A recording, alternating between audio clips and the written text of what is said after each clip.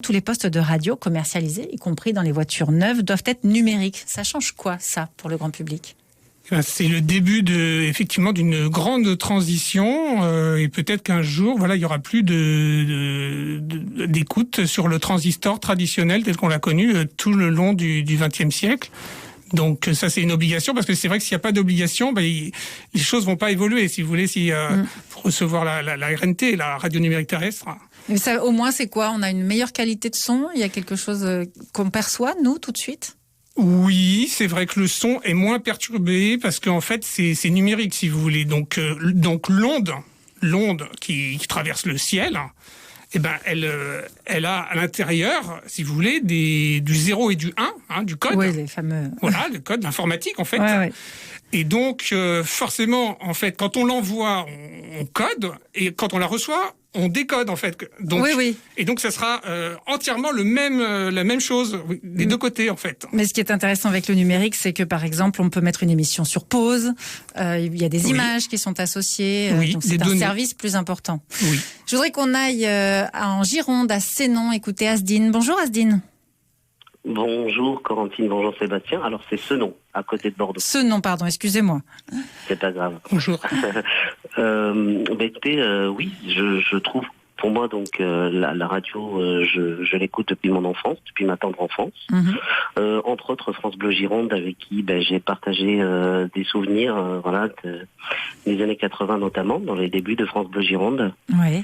Et je trouve d'ailleurs à ce propos que France Bleu reste le média radiophonique de proximité, en interaction avec ses auditeurs, et donc ça c'est pas négligeable, contrairement aux autres radios dont faisait allusion Sébastien tout à l'heure, qui ont pris une tournure, les grosses radios musicales, qui ont pris une autre tournure par rapport aux années 90. Mais on est très fiers à France Bleu d'être en proximité avec vous.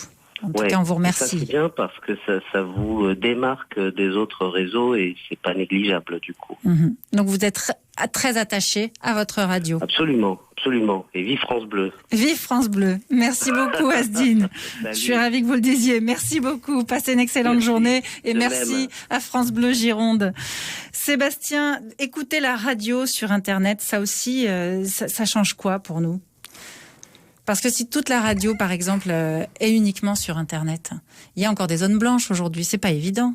Mais plein de zones blanches, plein de zones qui n'ont pas du très haut débit. Alors par exemple, la fibre optique, tout le monde n'a pas la fibre optique. Tout le monde n'a pas la 4G, la 5G, la 6G, la 7G. Pour l'instant, on n'est pas à la 7G encore, mais on va y arriver peut-être un jour, je ne sais pas. Et donc, effectivement, la FM traditionnelle, la radio traditionnelle, elle est partout à ce stade. Et donc, pour passer à la RNT, il va falloir mettre des antennes, des nouvelles antennes un peu partout. On va pas trop vite en imposant comme ça la radio numérique à tous ?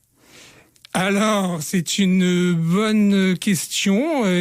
Alors, il faut savoir que la RNT, si vous voulez, on en parle depuis des années.